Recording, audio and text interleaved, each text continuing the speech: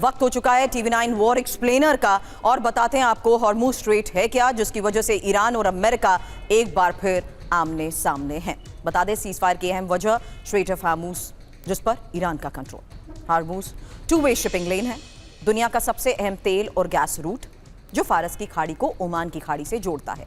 इसे खाड़ी देशों की लाइफलाइन कहा जाता है। ये 2 मील चौड़ी अलग अलग इनबाउंड यानी आने वाली और आउटबाउंड जाने वाली शिपिंग लेन से होकर गुजरता है। बीच में 2 किलोमीटर का बफर जोन है। ये बफर जोन मुख्य रूप से ईरानी वाटर में मौजूद है और इसे 2 शिपिंग लेन्स के बीच रखा गया है। अब हॉर्मुज की कुल चौड़ाई करीब 34 किलोमीटर है।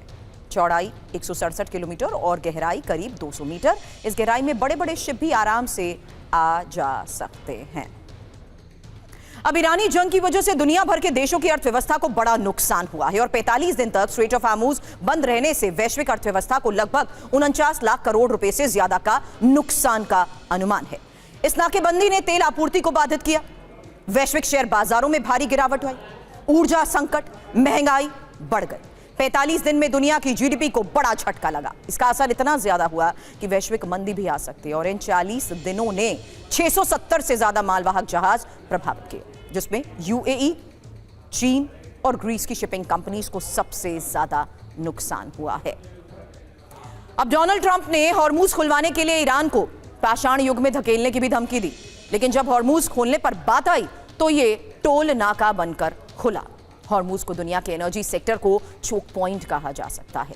हॉर्मुज से दुनिया का 20% क्रूड ऑयल सप्लाई होता है और हॉर्मुज के बंद होने से प्रतिदिन 2 करोड़ बैरल से ज्यादा तेल की आपूर्ति रुक गई, जिससे तेल कीमतों में भारी बढ़ोतरी हुई। आपको यह भी बता दें कि हॉर्मुज से निकलने वाले क्रूड ऑयल की 85% सप्लाई एशिया के देशों को होती है। भारत, जो अपनी जरूरत का 85% क्रूड आयात करता है, हमें भी ईंधन की कमी और बढ़ती महंगाई का सामना करना पड़ रहा है। ईरान इस बात पर अड़ा है कि हॉर्मुज पर उसका नियंत्रण रहे, जबकि ट्रंप ये चाहते हैं कि हॉर्मुज तुरंत खुले। इसे लेकर वो कई बार धमकी भी दे चुके हैं और पहले दौर की वार्ता बेनतीजा रही। ईरान स्ट्रेट ऑफ हॉर्मुज में सुरक्षित आवागमन के लिए एक विशेष प्रोटोकॉल बनाने की बात कह रहा है। ईरान यहां से गुजरने वाले जहाजों से टोल वसूली करने की बात कह रहा है।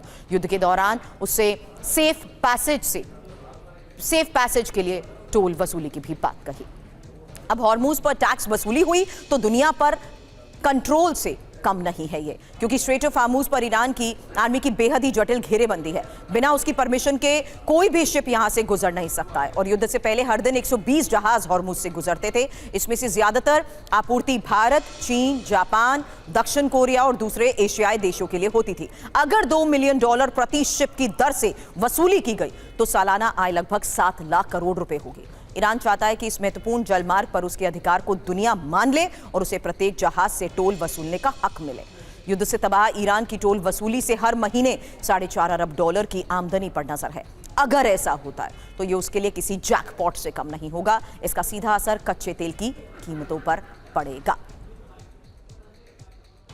अब एक और सबसे बड़ी बात, क्योंकि ईरान चाहता है कि मिडिल ईस्ट से अमेरिकी दखल खत्म हो जाए और अमेरिका अपने सभी बेस खाली कर दे। ईरान जानता है कि ऐसा होने पर कभी भी अमेरिका हॉर्मुज स्ट्रेट में उसके लिए चुनौती बन सकता है। कतर अल उदैद एयरबेस, जहां देखिए बहरीन में नेवल सपोर्ट एक्टिविटी और कुवैत में कैंप आरिफजान, अल सलेम एयरबेस, कैंप बुहिरिंग मौजूद है, जो अमेरिका को खुफिया जानकारी जुटाने में भी अहम रोल निभाता है। इसके साथ ही यूएई में अल दफरा एयरबेस, जो कि अमेरिका इन ठिकानों का इस्तेमाल ईरान को नियंत्रित करने के लिए करता है। ये बेस अमेरिका को रणनीतिक संतुलन बनाए रखने में मदद करते हैं। और सऊदी अरब में प्रिंस सुल्तान एयरबेस, इन्हीं बेसिस के जरिए अमेरिका टैंकर शिप और शिपिंग रूट की निगरानी भी करता है। अब इराक में भी अल असद बेस, इरबिल एयरबेस मौजूद है और ईरान की शर्त है कि अमेरिका मिडिल ईस्ट छोड़ दे और अगर ऐसा होता है तो मिडिल ईस्ट की नई ताकत ईरान बन जाएगा और बेस हटे तो इजराइल के लिए बड़ा खतरा पैदा हो जाएगा।